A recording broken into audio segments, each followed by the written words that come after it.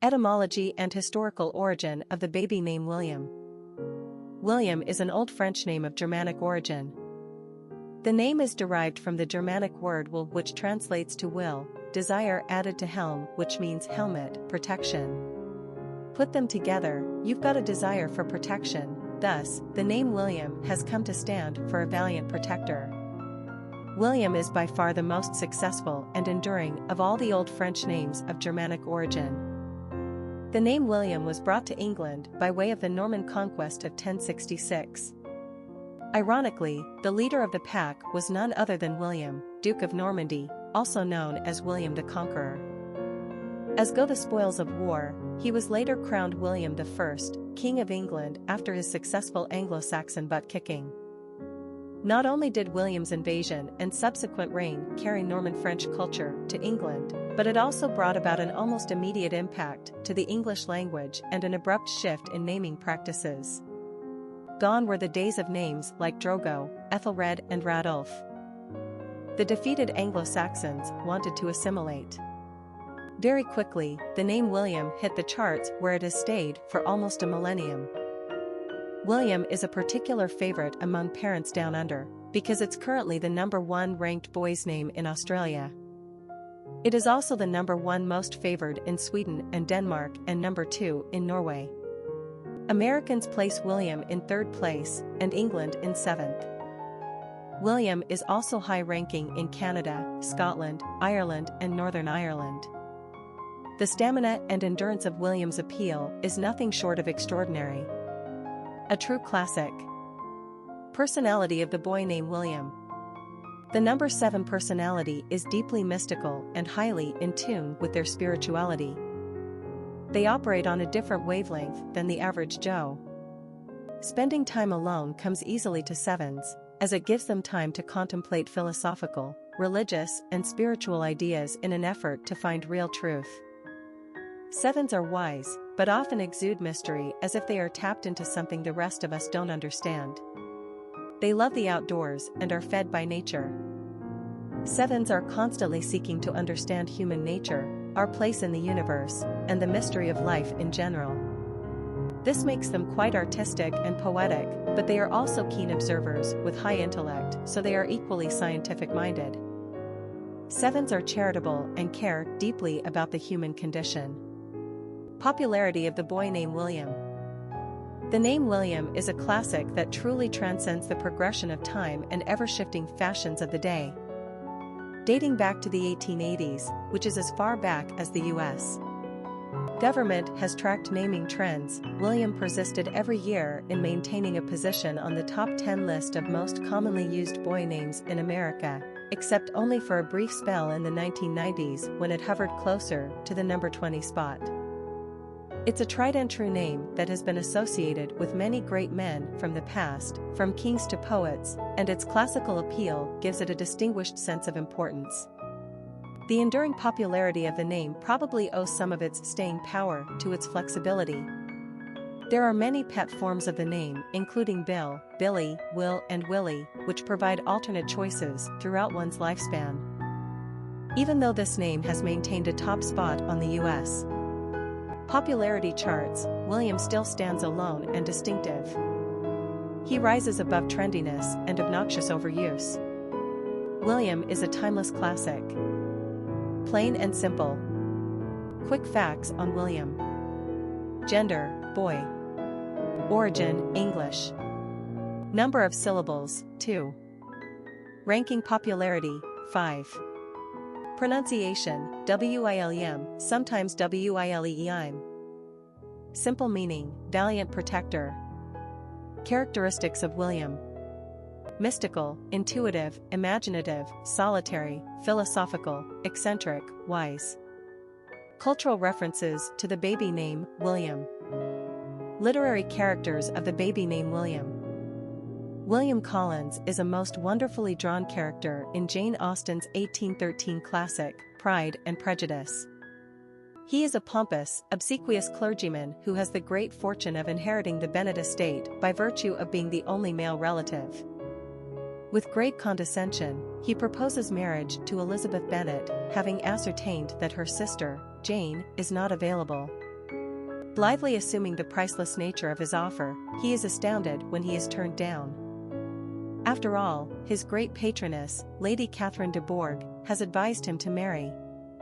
How could anyone turn down such a recommendation? Mr. Collins doesn't waste any time, he quickly asks for and receives the hand of Charlotte Lucas, Elizabeth's friend. So entranced is he with his social standing by association, William Collins is a classic snob, without any entitlement to being one. As Mr. Bennet so aptly describes him, he is, in a word, absurd. Sorry, no redeeming qualities for this William, except the best of all, he makes us laugh. William Hastings is an offstage character in Ayn Rand's novel, Atlas Shrugged, first published in the United States in 1957. He has died before the period the novel begins, but his influence is felt throughout. We hear about him mainly through his widow, who describes him as a good and sincere man.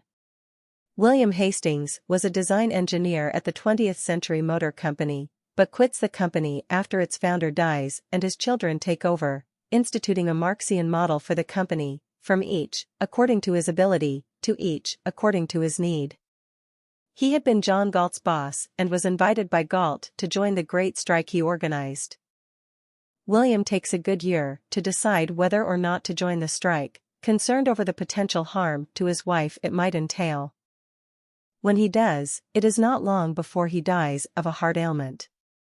In a novel full of larger-than-life characters who spout philosophical declarations at every turn, William is a refreshingly unassuming person who follows his moral code through to the end. In this beautiful poem by William Butler Yeats, published in his 1904 collection, In the Seven Woods, the poet touchingly decries the sin of the first man which resulted in the curse of the separation of pleasure and labor being imposed upon mankind. Henceforward from that sin, nothing, no poem, could be brought to fruition except through toil and torture. A line will take us hours maybe, yet if it does not seem a moment's thought, our stitching and unstitching has been naught. No thing of beauty is without its laborious origin, no love without its wearying, disheartening letdown. This is Adam's curse, and yet we labor on. Piers Plowman is the title character of the Middle English allegorical poem, William's Vision of Piers Plowman, believed by many scholars to have been written by William Langland somewhere between 1360 and 1387, and long considered to be among the earliest great works of English literature. The plot consists of a man's, the narrator, quest to live the best possible Christian life, and the vision he has while following that dream. Sounds like a page-turner, right? Well, as an allegory for today's climate, it is by no means irrelevant. Will is approached by the humble Piers, who offers to help the seeker find truth.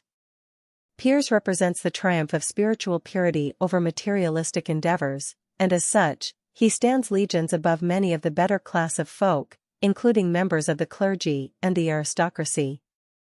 As integral to the health of a society as the lowly workers were, they were nonetheless undervalued by their social betters. This is but one of the points Langland was making over 700 years ago. Sound familiar still? Popular songs on William. William, It Was Really Nothing, a song by Sarah Brightman. Big Bad Bill, Is Sweet William Now, Little Sir William, a song by the Smiths, a song by Van Halen. Famous people named William. William Butler Yeats, poet. William Penn, founder of Pennsylvania. William Carlos William, poet. William II of England, king. William Faulkner, Nobel Prize-winning author. William Macy, actor. William Clark, explorer. William Harrison, U.S. President. William Shatner, actor. William IV of England, king. William Golding, Nobel Prize-winning author. Prince William of England, second in line to the English throne. William the Conqueror, King of England. William Baldwin, actor. William Shakespeare, playwright. William Randolph Hearst, tycoon. William Cody, aka Buffalo Bill. William Wallace, Scottish hero. William McKinley, U.S. President. William Tell, folk hero. William Bonney, aka Billy the Kid. William McKinley, U.S. President. William Taft, U.S. President. William Blake, poet. William III of England, king. William Jefferson Clinton, U.S. President. William Wordsworth, poet. Children of famous people named William. Liv Tyler. Historic figures with the name William. Bill Clinton is one of only 4 former United States presidents living, he being the 42nd in succession. Overcoming a troubled and underprivileged childhood, Clinton rose through academic and political ranks to achieve the highest office in the land. Admittedly personally charming and charismatic, engaging and intellectual, he was a Rhodes Scholar. William Abila Clinton's 8-year reign was indelibly marred by the specter of impeachment. He presided over a period of domestic financial growth, fostered relations between Israel and the Arab nations, worked for health care and welfare reform, instituted NAFTA, tried to address the issues of gays in the military and, well, had a few little flings, one of which almost got him impeached. Upon leaving office, he worked on his own wife's campaign for the Democratic presidential nomination, and has become a kind of elder statesman and humanitarian over the last decade. And he's still married to Hillary. That may be his biggest coup of all. Billy the Kid was the notorious 19th-century outlaw in the Old West, about whom more legend than fact has been cultivated. Born William Henry McCarty, he also answered to Henry Antrim, and settled, finally, on William Bonney. He exited the world 21 short years later, but left behind a highly romanticized and exaggerated version of his life for generations to come. Eyewitness accounts called him a personably a Elithia and a Euroeniat dresser but the only known photographic image of him tells a different story. At the risk of being unkind, Lita just say he didn't look like someone the ladies would swoon over, but then again, the ladies are often off track in that department. Handsome or not, he must have had a temper, because he took out about 20 men in his day, so they say, for various reasons. Starting with petty theft in his teens, William graduated to cattle rustling and local warfare of opposing gangs. He escaped from prison more than once, killing the pesky guard or 2, but was finally hunted down and ambushed, his supporters say, by Sheriff Pat Garrett, who shot him to death. Perhaps the most interesting fact about his life is that the man who put a bounty on the Kita's head was the governor of New Mexico, Lew Wallace, who wrote Ben-Hur. Now that was a good movie. William Henry Harrison was America's 9th president, serving for only 1 month from March 4 to his death on April 4, 1841. Harrison made a name for himself as the hero of the Battle of Tippecanoe against Native American Indians who fought against American expansion within the Indiana Territory. Can you blame them? Well, back then Harrison was highly regarded for his actions and ran his campaign on the famous Tippecanoe and Tyler, 2 slogan. Harrison also has 2 other distinctions. He was the last president born a British subject and he was the first president to die in office. Ironically, Harrison contracted pneumonia during his 2-hour-long inaugural address on a cold January winter's day. His first lady Anna was not in attendance. William is a name of Germanic origins and means valiant protector. He should have protected himself from that cold. Harrison is also a fairly commonly used male given name in America. William IV was the 3rd son of George III, the Imaginative king, who was groomed to join the Navy. What were you gonna do with 3rd sons? And eventually became admiral of the fleet. Named the Duke of Clarence by his father, William retired from service in 1790 and settled comfortably in with his mistress, the actress, Dorothy Jordan, with whom he sired 10 children. Eventually prevailed upon to effect a suitable marriage for political purposes, he amiably left Dottie and married Princess Adelaide of Saxe-Meiningen. They had a surprisingly solid marriage, although repeated attempts to produce progeny ended tragically in miscarriages and early deaths. Upon being awakened in the night upon the death of his brother, George IV, and being told that he was now king, he rolled over and went back to sleep, remarking that he had not yet slept with a queen until this moment. His tenure was relatively peaceful, and the Reform Act of 1832 is its most lasting contribution.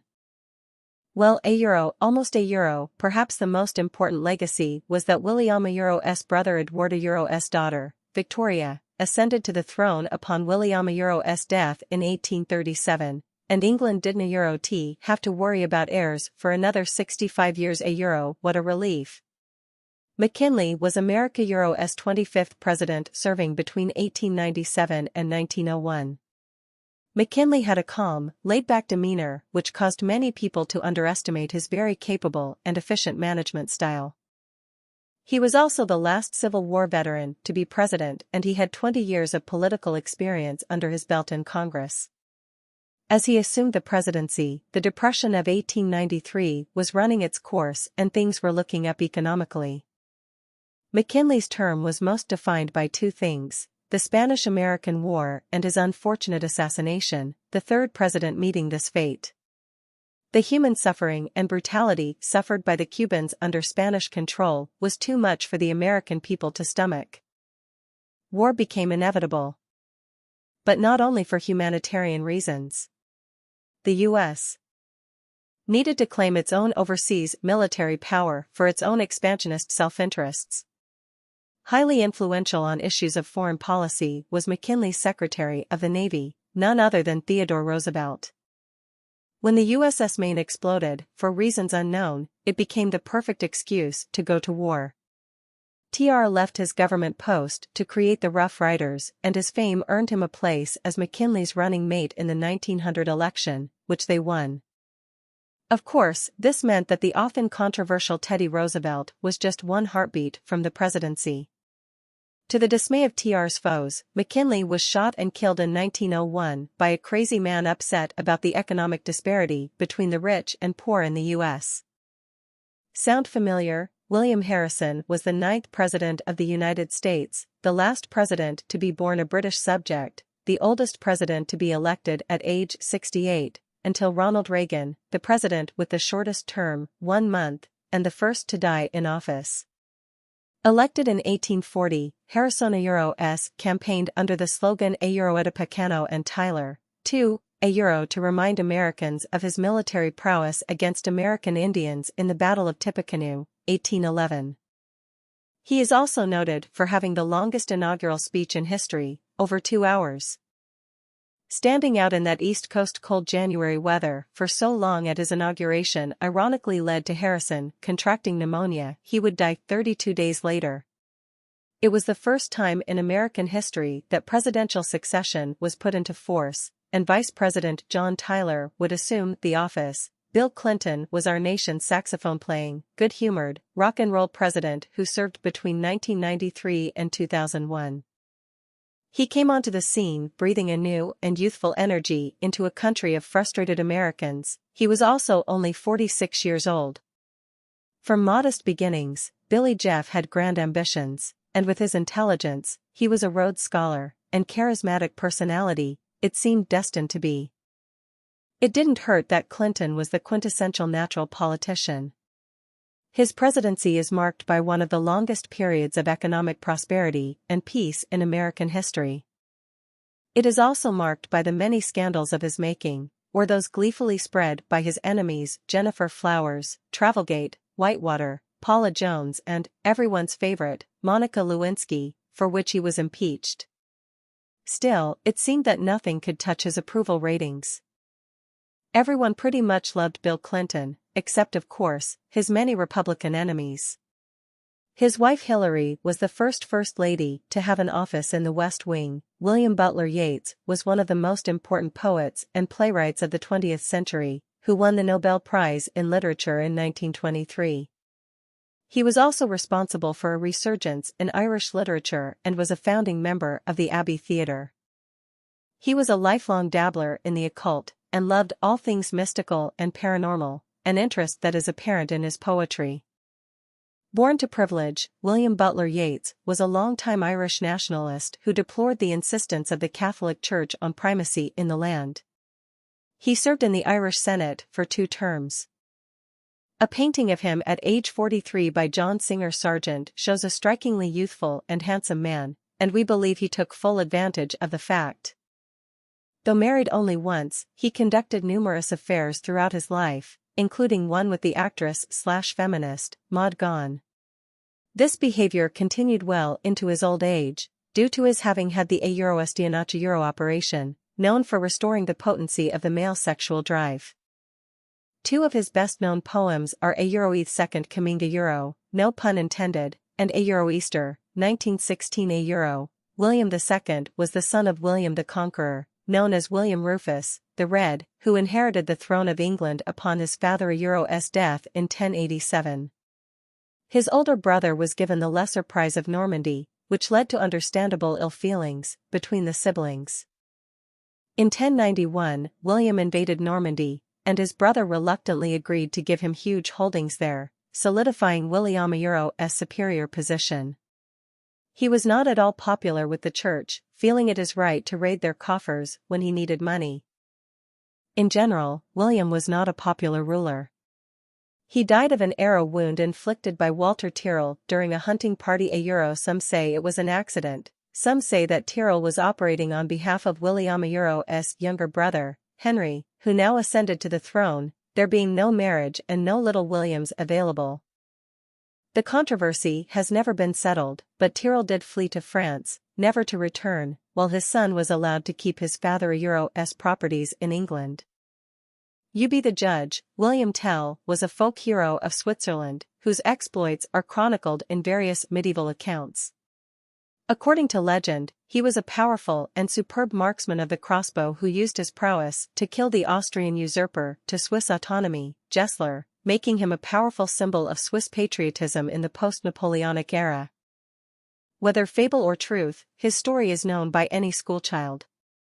When he refused to pledge allegiance to Gessler, Gessler condemned him to death, but gave him an out. If he could shoot an apple off the head of his young son, Walter, he might go free. William Tell did so successfully, but he had removed 2 arrows from his quiver. A Euro. In case he killed Walter, he would have immediately killed Gessler as well. This angers Gessler so much that he takes William prisoner. Our hero escapes, naturally, and eventually assassinates the evildoer. While celebrated in poetry, plays, books and movies, the most enduring tribute comes from Rossini. A Euro's opera, which gave us the A Euro William Tell Overture. A Euro, which became the theme music for the fictional A Euro Lone Ranger. A Euro. Sic Transit Gloria Mundi. Buffalo Bill Cody was arguably the most popular and colorful American of his times. He was born in the Iowa Territory to parents who were outspoken abolitionists, which often led to the family being ostracized by others. It does not appear to have had any ill effects on young William, who seems to have taken life into an enormous embrace. At various times, he was a soldier, an army scout, a fighter in the Civil War, a rider for the Pony Express, a buffalo hunter, and a Euro foremost. A Euro, a showman of the highest caliber. He won the Medal of Honor and he was a 32nd degree Freemason. It is said that William Cody earned his nickname after single-handedly taking out almost 4,300 head of bison in an 18-month period. We cannot accuse him of wanton slaughter, however, since they were killed for food, and they numbered in the millions at the time, although they are almost extinct now. He seems to have been a respectful emissary to the Indian nations, and he employed many willing Native Americans in his A Euro a Wild West. A Euro shows, which toured all over the United States and Europe to great acclaim, including command performances before crowned heads. All over Europe, as well as in America, people clamored to see this embodiment of a dying era in frontier history. When he died of kidney failure in 1917, he was widely mourned, and since that time his legend has dimmed little with the years. Sir William Wallace was a Scottish knight who was one of the leaders of the Wars of Scottish Independence. Mel Gibson. A Euro's epic film of 1995, Braveheart, while somewhat rhapsodic from an historical point of view, contributed to a renewed interest in this warrior hero. In 1286, King Alexander III of Scotland died after a fall from his horse. There being no heirs of age, the governing of Scotland was claimed by no fewer than 13 nobles, leaving a wide open space for Edward I of England to march into. There was a great deal of civil unrest in the country, with many Scots pledging allegiance to Edward. Not our William. He and his like-minded buddies fought fiercely for Scottish independence, no doubt fired by his outrage at his own father Euro's death in a skirmish with the English. Wallace is said to have stood 6 feet, 6 inches tall, making him a veritable giant of his times. His prowess at the bow and sword and his skills as an equestrian added to the mythology that grew up around him. His brilliance was as a strategist, and he and his men won a huge victory at the Battle of Stirling Bridge, when they managed to trick so many English cavalry and footmen onto the bridge that it collapsed under them. Sir William Wallace was the man of the hour. Things did not go so well at the later Battle of Falkirk, and Wallace handed over the reins as a guardian of Scotland to Sir Robert Bruce, while he approached France for help. Edward I had a price on his head, and Wallace was ultimately betrayed by a Scottish knight. He was captured, accused of treason and most cruelly hanged, drawn and quartered. To his end he went proudly, never flinching and proclaiming his loyalty to a Scotland for Scots forever. William Clark was an American explorer who, along with Meriwether Lewis, led the dangerous and arduous Lewis and Clark expedition of 1803-2006, which opened up the Pacific Northwest for the United States. Prior to and after the expedition, William Clark served in the United States Army and in the militia. He was governor of the Missouri Territory and, for 16 years up to his death, served as superintendent of Indian Affairs. Although never formally educated, William was a great reader and a writer of no little flair, as his logs from the expedition demonstrate. Married twice, he produced 8 children, but of course, popular history is always looking for a little spice, so there were rumors of an involvement with Sacagawea along the exploration route. Sacagawea joined the expedition along with her French trapper husband, Toussaint Charbonneau, while pregnant with her first child, giving birth to him shortly thereafter. Her skill as an interpreter/guide and her obvious distraction as a new mother make the possibility of outside hanky-panky quite remote. Nonetheless, William Clark did formally become the Boy's guardian in 1815, after Sacagawea's death. But Theta's another story. William Taft was America's 27th president, serving between 1909 and 1913. Taft was handpicked by Teddy Roosevelt to carry out his plan after Roosevelt regrettably decided not to seek a third term. Only this didn't work out as planned. Taft was a reluctant leader and did not enjoy politics. In fact, his real dream was to be Chief Justice of the Supreme Court.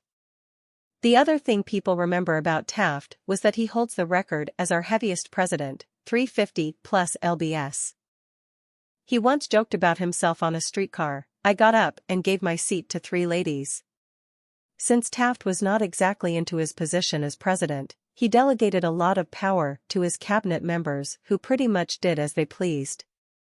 This made Teddy Roosevelt crazy. He believed Taft was unraveling all of his work and became quite vindictive. In the 1912 election, TR tried to gain back the Republican nomination, but his party chose Taft. He was easier to control.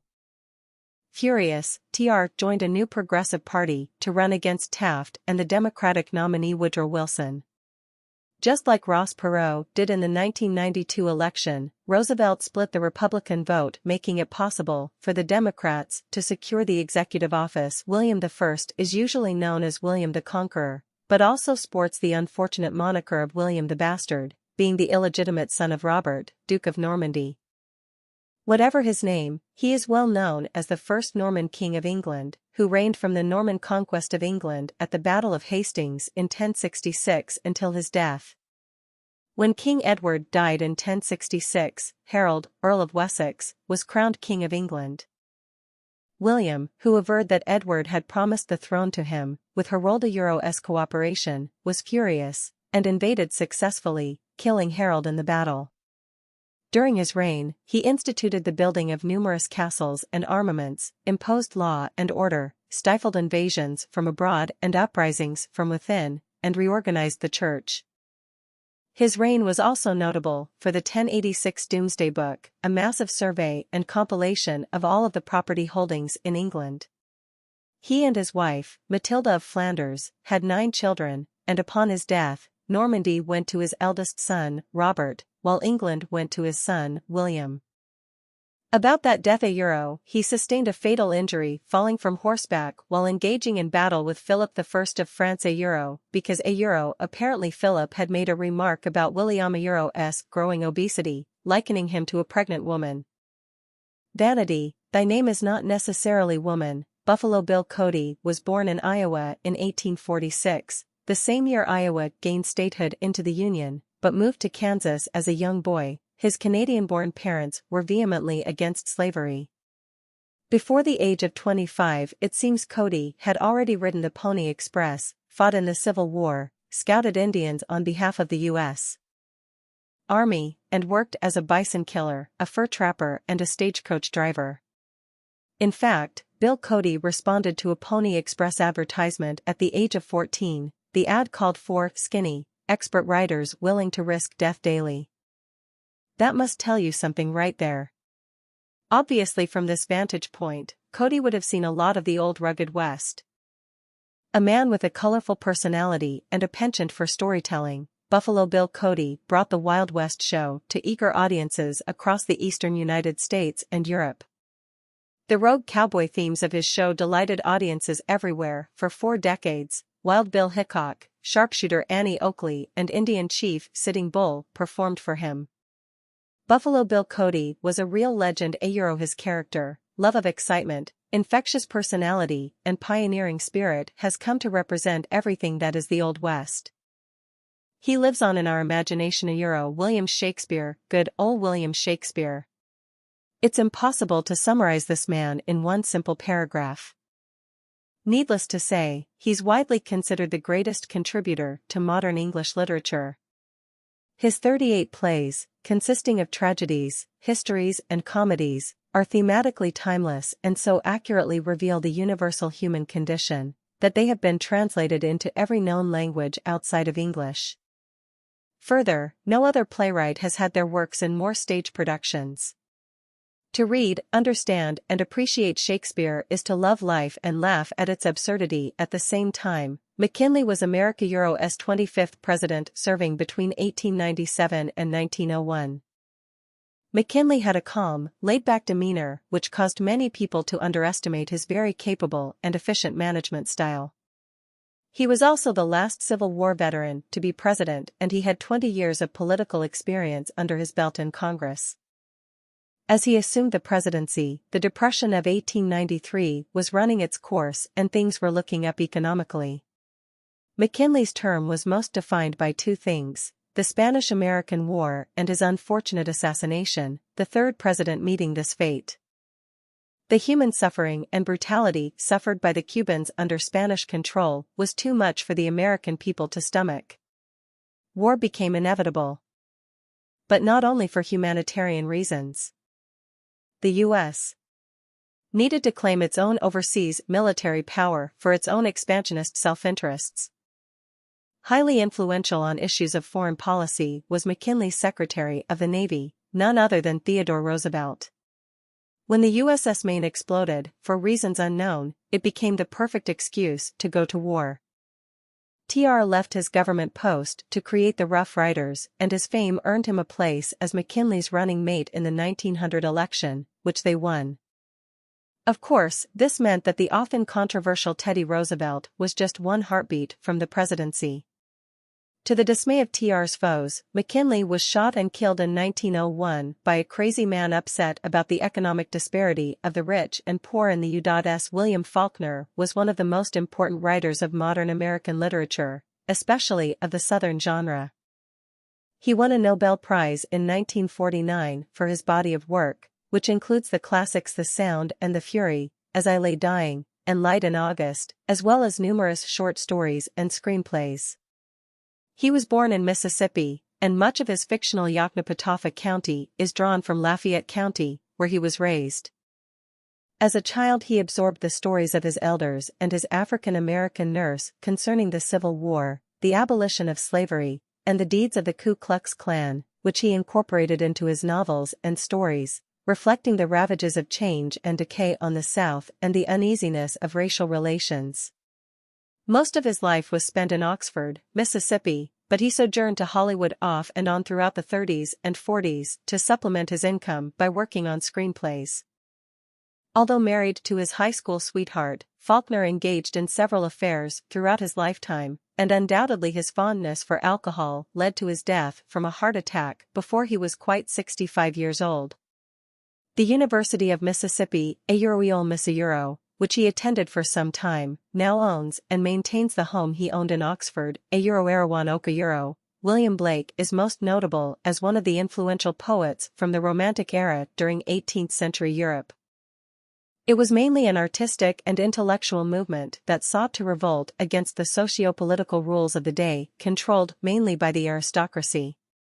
Blake is best known for his collection of poems Songs of Innocentia 1789, followed by Songs of Experiencia 5 years later. Innocentia is drawn from the perspective of a young child and through the eyes of innocence and wonderment, while Experiencia contrasts the poems of Innocentia as the child grows older and learns doubt and fear. What is there to say about William Arthur Philip Lewis, Duke of Cambridge, heir to the throne of the Commonwealth of Great Britain, that hasn't been said before? Just about nothing, so we want really try. Born to royalty, bred for the throne, educated, trained, courted and adored, he has just put the icing on the cake by marrying his beautiful Duchess, Catherine. Of course, money, fame, good looks and breeding everything only about 99.9% of the package. For starters, just watch that receding hairline, and lead see where that takes him in the game of life. And secondly, the family nickname for him is Wambata. Thirdly, it would appear that good Queen Elizabeth is determined to rule forever, and he may be resigned to many years of ribbon cutting. These are 3 serious strikes, we say, so we wish him the best. William Wordsworth was a major English Romantic poet who was the poet laureate from 1843 to his death in 1850. Born in the Lake District of northwest England, his surroundings would influence him all his poetic life. Many of his early poems, dealing with loss and abandonment, may be traced to the death of his mother when he was only 8 years old. He was exceedingly close to his sister, Dorothy, and they, often together with Samuel Taylor Coleridge, took many walking tours in England and abroad. He and Coleridge launched the new Romantic age in English literature with their joint production in 1798 of lyrical ballads, which contained Coleridge's a rhyme of the ancient marinere and Wordsworth's a Otenturn. Coleridge and Wordsworth were estranged for a time, due to the latter's disapproval of his friend's opium addiction. Wordsworth's avowed intention was to effect a voice for a common man in a move toward a less stilted reality. William Wordsworth did sire a child out of wedlock by a Frenchwoman, but he did provide for her financially. He married a childhood friend, Mary Hutchinson, and they had 5 children together, 3 of whom the parents outlived. It seems to have been the death of his daughter, Dora, in 1847, that left him with little energy for going on creatively. He died in 1850 of pleurisy. William III was William Henry of Orange, the Dutch Republic, who became one half of the William and Mary team to rule over Great Britain, and endow the College of William and Mary in the colonies. It was William who defeated the Catholic James II at the Battle of the Boyne in 1690, winning the thrones of England, Scotland and Ireland.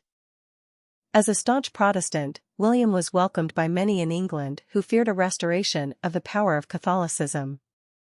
He was the son of the daughter Charles I of England, Mary Stuart, and William of Orange-Nassau, the most powerful family of the Netherlands. It was his father's line that influenced him most. His main concern was keeping Louis XIV of France from overrunning Europe. It was in 1672 that William was reappointed the coveted Stadhouderschap of the Netherlands, allowing him the means of waging war against Louis. Allying with Spain and Austria, he prevailed upon his uncle, James I, to agree to William's marrying his daughter, another Mary Stuart, his first cousin.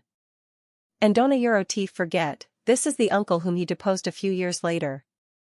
Because he put his continental concerns first, William worked easily with Parliament, not imposing the powers of the sovereign upon the British Isles, and making for a more peaceful rule than they had seen in decades.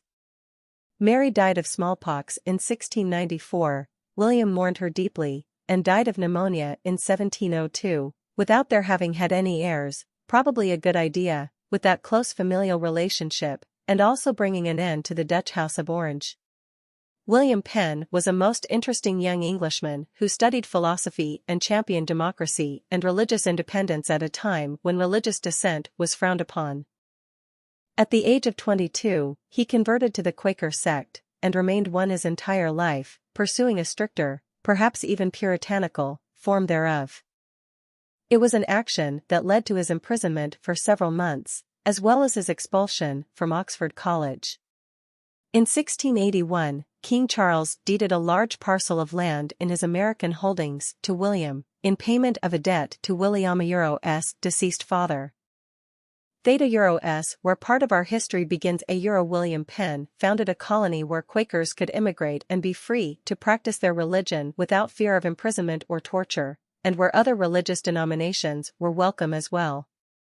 He called the carved-out colony Sylvania, and Charles II later renamed it Pennsylvania in honor of Penn father. William Penn apparently was a little short on the administrative side of things, however, and his business manager, Philip Ford, embezzled large sums of money and even had Penn sign a document deeding Pennsylvania over to him.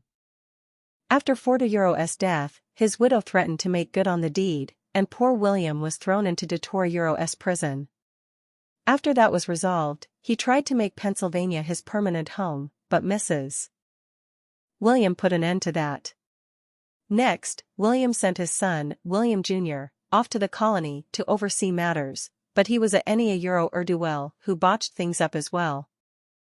It was William Penne's final intention to sell Pennsylvania back to the crown in order to avoid the political destruction of his most important work, but he died penniless in the middle of this negotiation.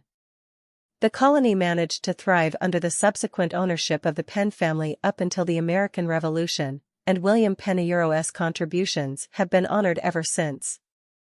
There is one legacy that he did not pass on, however he is most definitely not the man on the Quaker Oats box. William Carlos Williams was a renowned modernist American poet, who also just happened to be a general doctor and a pediatrician, who famously said he worked harder at the former than the latter. He lived, wrote and practiced in New Jersey, and always felt the need for a specifically fresh American voice, in opposition to what he saw as a tired and elitist tradition from Great Britain and Europe. His many works earned several prizes, many posthumous, and are widely anthologized. He would very likely have had more fame as a poet if a certain Thomas Stearns Eliot hadn't published The Wasteland just a year before William's own seminal work, Spring and All. He was certainly enough of a modernist to recognize the value of young Allen Ginsberg, for whose Hell and other poems he wrote the introduction in 1956. Williams was a mentor and figure of respect to many of the BB poets of the period. Somehow one cannot imagine Mr. Eliot in that position.